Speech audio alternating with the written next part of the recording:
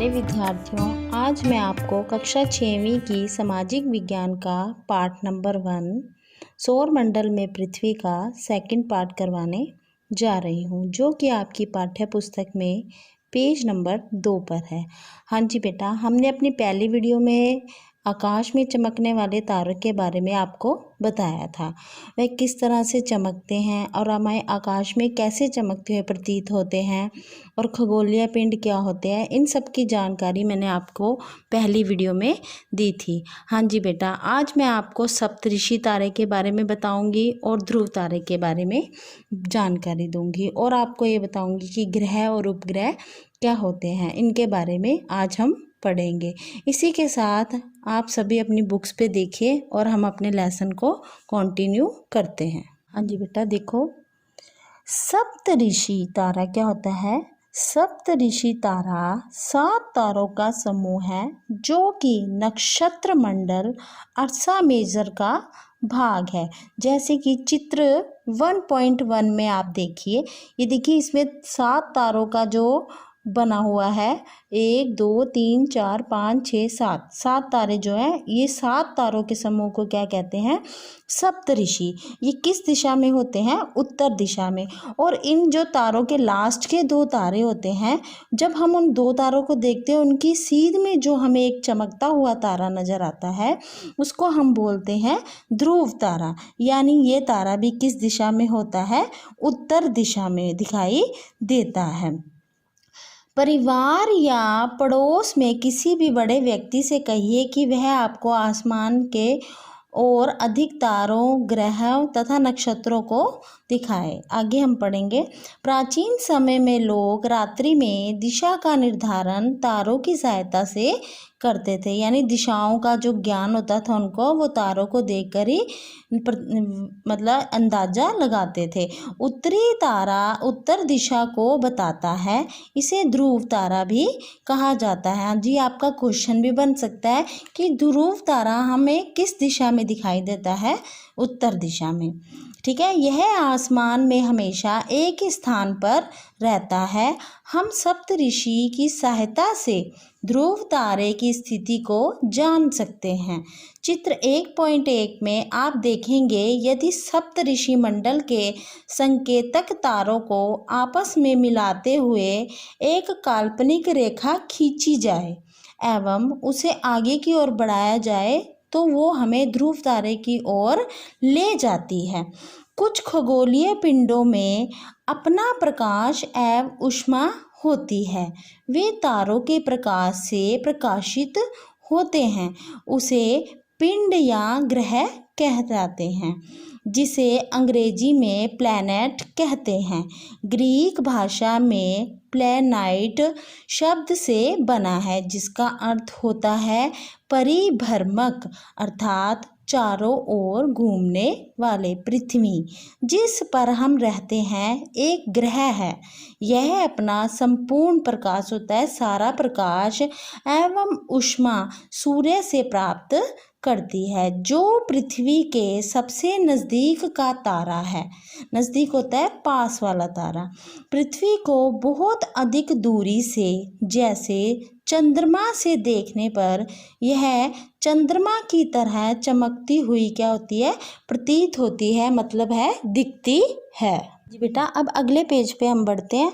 उसमें आप देखोगे कि इसमें हमें सौर मंडल में पृथ्वी यानी हमारा पूरा सौर मंडल के बारे में बताया गया है। जैसे सबसे पहले सूर्य दिखाई दे रहा है, फिर बुध, शुक्र ग्रह, पृथ्वी, ये मंगल ग्रह, फिर बृहस्पति ग्रह, ये सारे ग्रह हमें आकाश मंडल में दिखाई दे रहे हैं। और इसको साथ में इसके सभी के बारे में लिखा है कि ये कितनी देर में एक परिक्रमा पूरी करते हैं। इन सभी का समय लिखा हुआ है। तो ये समय सारणी आप इस डायग्राम में देख सकते हैं कि कौन कितने समय में चक्कर पूरा करता है। इसके साथ आप अगले पेज पे चलिए, पेज नंबर 4 पर। आसमान में दिखने वाला चंद्रमा एक उपग्रह है। चंद्रमा क्या है, उपग्रह है, ये याद रखना बेटा, ये क्वेश्चन भी आ सकता है। यह हमारी पृथ्वी का सहचर है तथा इसके चारों ओर चक्कर लगाता है। जो चंद्रमा है वो पृथ्वी के चारों ओर चक्कर लगाता है। हमारी पृथ्वी के समान 7 अन्य ग्रह हैं जो सूर्य से प्रकाश एवं ऊष्मा प्राप्त करते हैं। उनमें से कुछ के पास अपने चंद्रमा भी हैं। ठीक है, सभी क्या है कि जो चंद्रमा है वो पृथ्वी के चारों ओर चक्कर लगाता है और अन्य जो जितने भी ग्रह हैं वो सभी सूर्य के चारों ओर चक्कर लगाते हैं। इसके आगे देखिए सौरमंडल। सौरमंडल क्या है? सूर्य, 8 ग्रह, उपग्रह तथा कुछ अन्य खगोलीय पिंड जैसे क्षुद्र ग्रह एवं उल्का पिंड मिलकर सौरमंडल का निर्माण करते हैं। उसे हम सौर परिवार का नाम देते हैं, जिसका मुखिया कौन होता है? सूर्य होता है। मुखिया होता है प्रधान। ठीक है, उसके बाद अगले पॉइंट पे चलिए। सूर्य। सूर्य सौर मंडल के केंद्र में स्थित है। यह बहुत बड़ा है एवं अत्यंत गर्म गैसों से बना है। इसका खिंचाव बल इसके सौरमंडल को बांधे रखता है। सूर्य सौरमंडल के लिए प्रकाश एवं ऊष्मा का एकमात्र स्रोत है, मतलब है साधन है। लेकिन हम इसकी अत्यधिक तेज ऊष्मा को महसूस नहीं करते हैं, क्योंकि सबसे नज़दीकी का तारा होने के बावजूद यह हमसे बहुत दूर है।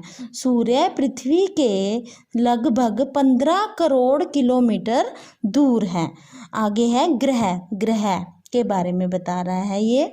हमारे सौर मंडल में कितने ग्रह हैं? 8 ग्रह हैं। सूर्य से दूरी के अनुसार वे हैं, अब देखो ये सभी की नाम दिए हुए हैं। ग्रह कौन कौन से ग्रह हैं? बुध, शुक्र, पृथ्वी, मंगल, बृहस्पति, शनि, यूरेनस तथा नेपच्यून। हाँ जी, सूर्य से उनकी दूरी के अनुसार अंग्रेजी में ग्रहों के नाम को याद रखने का आसान तरीका, वो कह रहा है कि आप इस लाइन को याद रखोगे तो आपको इन ग्रहों के नाम आसानी से याद हो जाएंगे। My very efficient mother just served us nuts. वो कह रहा है इस लाइन को याद कर लीजिए तो आपको ग्रहों के नाम को याद करने में आसानी होगी। उससे आगे देखिए, सौर मंडल के सभी 8 ग्रह एक निश्चित पथ होता है रास्ता पर सूर्य का चक्कर लगाते हैं, यानी सूर्य के चारों ओर घूमते हैं। ये रास्ते दीर्घ वृत्ताकार में फैले हुए हैं। दीर्घ होता है बहुत बड़े आकार में फैले हुए हैं। इसको कक्षा कहते हैं। बुध सूर्य के सबसे नज़दीक है। हाँ जी, सूर्य के सबसे नज़दीक ग्रह कौन सा है? बुध। आपकी कक्षा में सूर्य के चारों ओर एक चक्कर लगाने में इसे केवल 88 दिन लगते हैं। शुक्र को पृथ्वी का जुड़वा ग्रह माना जाता है, क्योंकि इसका आकार एवं आकृति लगभग पृथ्वी के ही समान है। अभी तक प्लूटो भी एक ग्रह माना जाता है, परंतु अंतर्राष्ट्रीय खगोलीय संगठन ने अपनी बैठक में यह निर्णय लिया है कि कुछ समय पहले खोजे हुए अन्य खगोलीय पिंड तथा प्लूटो बोने ग्रह कहे जा सकते हैं। इसको किस नाम से जाना जा रहा है? बोने ग्रह के नाम से भी जाना जा रहा है। हाँ जी, इसी के साथ अगले पेज पे बढ़िए, पेज नंबर 5। उसमें दी है पृथ्वी। सूर्य से दूरी के हिसाब से पृथ्वी तीसरा ग्रह है। आकाश में यह 5वां सबसे बड़ा ग्रह है। यह ध्रुवों के पास थोड़ी चपटी है। यही कारण है कि ये सबसे, इसके अलावा इसके आकार को भू आब भी कहा जाता है। किस कारण से? चपटी होने के कारण से। भू आब का अर्थ है पृथ्वी के समान आकार। ठीक है बेटा। जीवन के लिए अनुकूल परिस्थितियां संभवतः केवल पृथ्वी पर ही पाई जाती हैं। पृथ्वी ना तो अधिक गर्म है और ना ही अधिक ठंडी है। यहाँ पानी एवं वायु उपस्थित है। हाँ जी, जीवन के जीने के लिए हमें वायु और पानी की आवश्यकता होती है। जो पृथ्वी ही एक ऐसा ग्रह है जिस पर यह सब संभव है, यानी हमें यह पदार्थ या तत्व यहीं पर ही मिलते हैं जो हमारे जीवन के लिए आवश्यक हैं। वायु में जीवन के लिए आवश्यक गैसें जैसे ऑक्सीजन मौजूद है। इन्हीं कारणों से पृथ्वी सौर मंडल का सबसे अद्भुत ग्रह है, यानी अनोखा ग्रह है। अंतरिक्ष से देखने पर पृथ्वी नीले रंग की दिखाई पड़ती है क्योंकि इसका 2/3 सतह पानी से ढकी हुई है। हाँ जी बेटा, आपको बताया था ना 71% भाग जो है वो पानी है हमारी भूमि पर और 29% भाग भूमंडल है। तो वो कह रहा है कि पानी से 2/3 भाग जो है पानी से ढका हुआ है, इसीलिए इसे नीला ग्रह भी कहा जाता है। ये क्वेश्चन भी हो सकता है कि पृथ्वी को कौन सा यह ग्रह कहा जा सकता है, नीला ग्रह। उसके बाद है चंद्रमा। हमारी पृथ्वी के पास केवल एक उपग्रह है। अब देखो उपग्रह कौन सा है, चंद्रमा। इसका व्यास पृथ्वी के व्यास का केवल 1/4 है। यह इतना बड़ा है इसीलिए प्रतीत होता है क्योंकि यह हमारे ग्रह से अन्य खगोलीय पिंडों की अपेक्षा क्या है, नज़दीक है, यानी पास है। यह हमसे लगभग 384400 किलोमीटर दूर है। अब आप पृथ्वी से सूर्य एवं चंद्रमा की दूरी की तुलना कर सकते हैं। हाँ जी बेटा, आज मैं आपको यहीं तक ही पढ़ाऊँगी। इन्हीं में से जो होगा आपका होमवर्क होगा, इसको आप वीडियो को आपने ध्यान से देखना है, हर एक लाइन को समझना है और फिर अपने प्रश्नों के उत्तर देने हैं जो मैं आज आपको होमवर्क देने जा रही हूँ। और जो होमवर्क आपको दिया जाएगा वो आपने अपनी SST की कॉपी में सुंदर सुंदर अक्षरों में लिख कर करना है। हाँ जी बेटा, हम अपने होमवर्क की ओर आगे बढ़ेंगे। आपका पहला है खालिस्तान। आपका पहला क्वेश्चन है खालिस्तान में 7 तारों के समूह को डैश कहते हैं। अगला फिलअप है ध्रुव तारा डैश दिशा में स्थित है। हाँ जी, अगला है सही विकल्प चुने। सूर्य के सबसे नज़दीक कौन सा ग्रह है। हाँ जी, इसमें आपको ऑप्शंस दिए हैं, उसमें से जो ट्रू होगा वो आपने फिल करना है। प्लूटो ग्रह को अन्य किस नाम से जाना जाता है। इसमें भी ऑप्शन है, ये आपने टिक करनी है सही पर। अगला क्वेश्चन है अंतरिक्ष से देखने पर पृथ्वी हमें किस रंग की दिखाई देती है। उसके बाद है आपका सही गलत। क्या चंद्रमा एक उपग्रह है। अगर सही है तो सही लिखना है, अगर गलत है तो गलत। पृथ्वी, अगला है आपका पृथ्वी ना तो अधिक गर्म है और ना ही अधिक ठंडी है। यह कथन सत्य है या असत्य।